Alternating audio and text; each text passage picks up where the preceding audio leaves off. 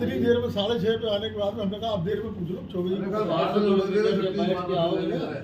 कमर काम नहीं कर रहा। अरे भाई साहब जब कमर और दिमाग नहीं काम कर रहा। जब थाना प्रभारी चाहे जितनी दूर से आए उसका दिमाग अलग चलता है।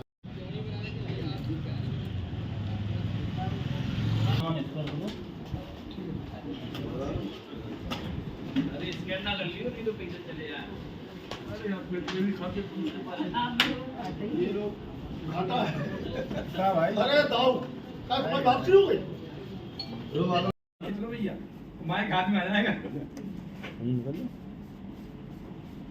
ले जाओ फोन पे खा लेगा दिक्कत है। फोन पे वाला ले जाओ। हाँ महाराज हाँ दाऊ एक मिनट मैडम मिली थी जूते वो थाने पे जल्दी बताओ तो अब आप रिव्यू करनी जाने पड़ी इंस्पेक्टर साहब को अपनी तरफ से।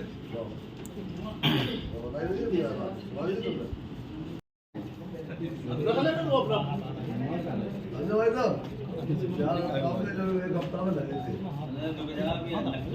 अरे हम लोग कार्टून रख तो जान दो पूरा माल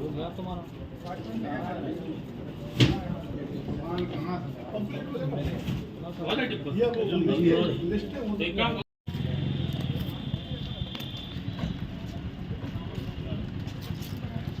सब सब 3 लोग आ गए 2 लोग आए। इधर को लाओ आगे आगे सब लोग बैठ जाओ भी आराम से। इधर बैठ जाओ एक सेकंड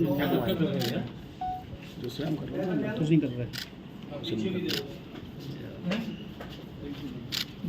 करवा यार थोड़ी सी यस चेहरे ऊपर करो रेडी चेहरे ऊपर करो अरे यार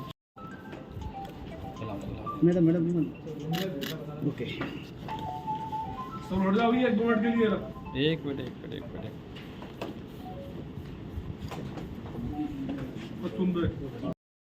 कल दिनांक 22/4/2026 को थाना सीपरी बाजार को एक सूचना मिली कि सरयू विहार कॉलोनी थाना सीपरी बाजार क्षेत्र में एक रेजिडेंशियल बिल्डिंग में टॉप फ्लोर पे एक साइबर सेल या एक साइबर सेंटर चल रहा था, जिसपे पुलिस ने संयुक्त टीम ने साइबर थाने की और सीपरी बाजार थाने की संयुक्त टीम ने वहां पे छापेमारी की।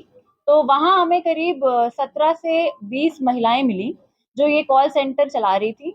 ये कॉल सेंटर शगुन मैट्रिमोनी के नाम से चल रहा था।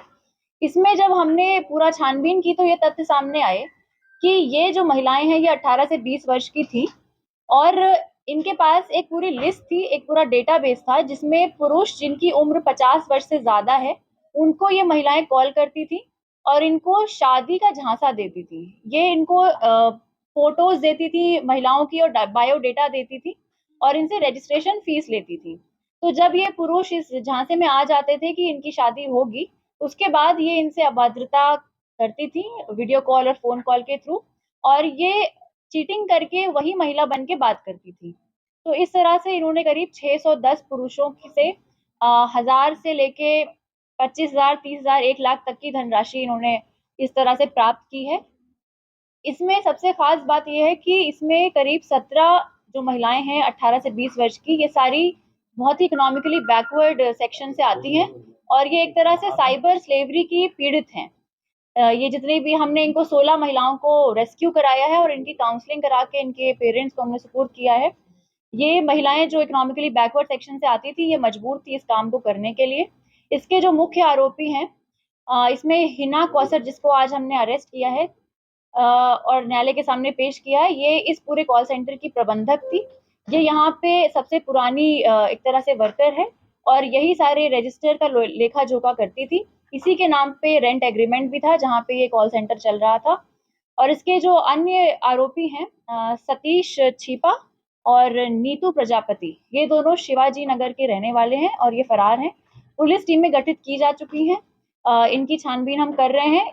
इसी क्रम में हमने 9 अकाउंट्स बैंक अकाउंट्स फ्रीज करा लिए हैं और इन अकाउंट्स में करीब 50,000 की हमने धनराशि भी फ्रीज करा ली है। जो रजिस्टर्स हमें मिले हैं उसमें यह पता चलता है कि करीब 30 से 40 लाख का फ्रॉड इन्होंने एक साल में 600 के ऊपर पुरुषों के साथ किया है। जो बरामदगी है वो करीब 30 कीपैड वाले मोबाइल फोन है, 5 स्मार्टफोन्स हैं और करीब 29 से 30 रजिस्टर्स हैं, जिसमें हर महिला अपना एक अकाउंट मेंटेन करती थी। और इसमें हमें 7 कंप्यूटर सिस्टम्स भी मिले हैं और एक एसर का टैबलेट मिला है। जो 17 महिलाओं का आपने रेस्क्यू किया है, वो क्या मजबूर थी, क्या ब्लैकमेलिंग का शिकार हो रही थी क्या वो?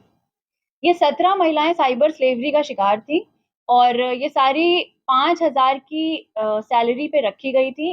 एक महीने में 5,000 कैश इन्हें दिया जाता था और ये महिलाएं मजबूर थी इस काम को करने के लिए। बहुत ही इकोनॉमिकली बैकवर्ड फैमिली से आती हैं और इनके पेरेंट्स को भी ये बातें नहीं पता थी, तो इस तरह से इनको मजबूर किया गया था। कार्य क्षेत्र कितना था इस कॉल सेंटर का पूरा जो है, कहाँ इनके पास जो लिस्ट है, ये 610 जो पुरुष हमने देखे हैं, ये पूरे पैन इंडिया से हैं। इनके पास जो डेटाबेस है ये पैन इंडिया का है, पर जो ये 16 महिलाएं जो साइबर स्लेवरी की पीड़ित हैं, ये पूरी लोकल झांसी की हैं। कैसे शिकार बनाते थे ये?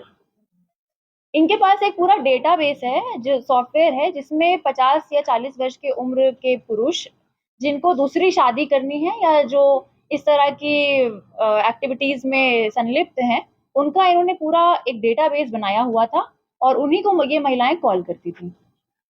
मैम एक चीज और, क्या आपने कहा कि ये लोग, यही लड़कियां जो दूसरे के नाम से कॉल करती थी, कुछ वल्गर बातें भी करती थी उस तरह की, तो इनका कोई दोष अभी तक नहीं माना जा रहा है?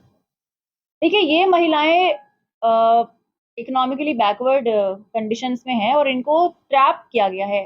ट्रैप करके इनको ट्रेन किया गया है कि आपको इस तरह से बातें करनी है। साइबर स्लेवरी यही तो है क्या कि आप, मजबूरी थी इनकी, मतलब क्या कोई डॉक्यूमेंट इनका रख लिया था, आधार कार्ड? इनके सारे डॉक्यूमेंट्स रख लिए जाते थे और इनके जो वीडियोस हैं वो इनको काउंटर इन्हीं को बोला जाता था कि हम आपके ये वीडियोस वायरल कर देंगे या आपके घर पे बता देंगे कि आप इस तरह का काम कर रहे हैं। जो ये फोटोज भेजते थे, जिन पुरुषों को शादी का झांसा देते थे, वो फोटोज कौन से होते थे?